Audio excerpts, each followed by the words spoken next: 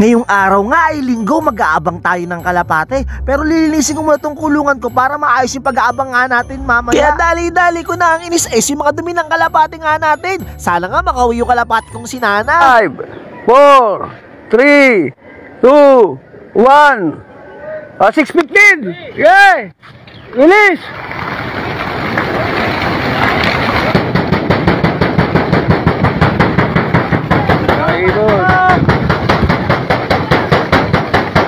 Ibon!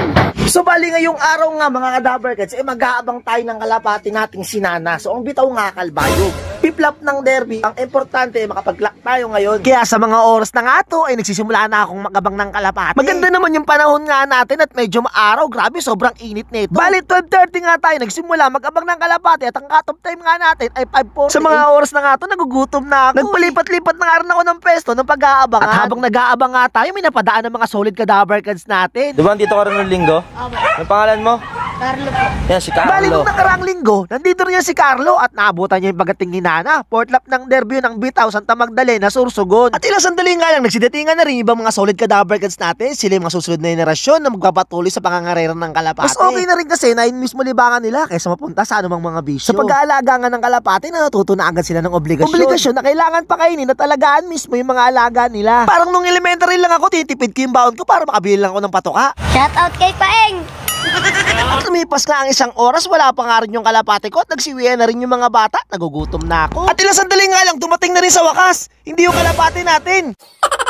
Ito ang dumating, si A-Stab TV. Naku, grabe na, pang basketball pa. Huling abang pa nga niya sa akin, summer race pa noon. Piplap din yung kaso, hindi mo yung kalapate ko. Naku po, wag sana maulit yung sumpa. Pero kung para sa atin talaga, ibibigay yun, di ba? Pero grabe ka solid sa atin yan ni A-Stab TV. Nung Wednesday nga siya, nagpakain ng kalapate nga natin. Grabe no, ang bliss talaga ng panahon. Mas malaki na sa akin to si Ace. Dati late lang nito. Pero ngayon, baby boy player na siya ngayon. May girlfriend na din. Sabi ko, mag-aaral lang siya ng mabuti. Wag lang puro pang bababae ang ginagawa niya. At mag-aalas stress na nakaramdam na tayo ng gutom. Kaya di ko na napigilan, kumain na ako rito sa labas. Kada subo ko nga dyan, tingin ako sa taas. Kaya nagkaroon ako ng stiff neck pagkatapos ko lagi mag-abang ng kalapate. At pagkatapos nga ng 1 minute na kain nga natin, pagkalabas ko, nakita ko na may kaibigan nating artista. Dito na si Marqueras, ang bad boy ng gay bar.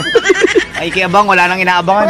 Parami na nga rin mga nakikiabang sa kalapate nga nating si Nana. Kasang wala, hanggang ngayon wala pa rin siya. At makalipas nga lang ng ilang sandali pag-aabang, sa wakas, wala pa rin yung kalapate ko. Sa pagkakalapate nga, win or lose talaga, hindi mo alam kung uuwian ka pa ng kalapate mo. Pero ang pinakamasaya talaga yung pag-aabang. At ilang sandali nga lang, siya sinundo na ng mga kampi niya. Siya kasi star player nga doon. Ayun na, sana niya sumama sa mga kampi niya kasi nga gusto yung mag-abang dito. Sabi ko, maglaro siya doon para manalo naman sila. Ayun nga mga kadabar guys. Ang time check tayo. 4:12 na. Cut-off time natin. 5:49. Ito, si Marqueras dito, nainip na rin, oh. Di na bumiyahe, kakaabang dito. Alam mo, nainip ka na, wala pa ibon natin, ha. Darating yung... At dahil nga hapon na, pinakain ko muna si Dagit bago natin pakawalan.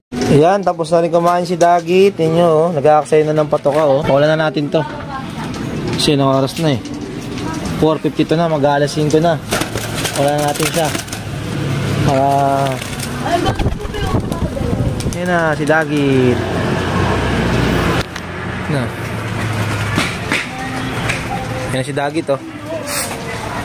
At nung matapos nga pakainit, pakawalan si Dagit, pinakain ko na nga rin yung mga kalapate natin dahil alas 5 na. At sa mga oras na nga to, lumiliit yung chance natin na makauwi yung kalapate nating si Nana. At habang may oras pa at mag-aabang pa nga rin tayo sa kanya hanggang matapos yung cut-off time natin. At pagkalabas ko nga, nakita ko naman yung kumpare ko, nakasakay sa sasakyan niya. Ayaw niya na mag-abang ng kalapate kasi nga daw pa-cut-off time na. Kung tinamad na nga yung kumpare ko mag-abang, kaya mag-chicks na lang daw siya, mag-ikot-ikot lang daw muna siya. 30 minutes na nga lang natitira, umakit na nga yung pinsan ko sa may taas ng kulungan ko para tanawin kung may mga kalapating paparating nga dito. At sa mga oras na nga to, 10 minutes na lang natitira, tumakit na rin ako. At pagka-check ko nga sa clocking system, 102 pa lang nagpapaklak sa 1,000 kalapate. Grabe, pahirapan talaga ngayon. At sa mga oras na nga to, umaasa pa rin ako. Hindi naman masama umasa, di ba? Hanggang sumapit na nga yung huling 5 minuto. Siyempre, umaasa pa rin tayo kahit 5 minuto pa yan, di ba? Pero mukhang may lap talaga sa atin yung pagkakataon. Hanggang sumapit na nga yung cut-off time natin, sadyang mahirap sa pakiramdam. Sa pangangarera nga ng kalapate, kailangan marunong ka tumanggap ng pagkatalo. Dahil kung hindi ka marunong tumanggap, susuko ka na, mag-quit ka na, mag-asawa ka na. Pero tatandaan mo, pag sumuko ka, talo ka. Lahat naman ng magaling natatalo din. Ano pa kaya tayong mahina, di ba? O siya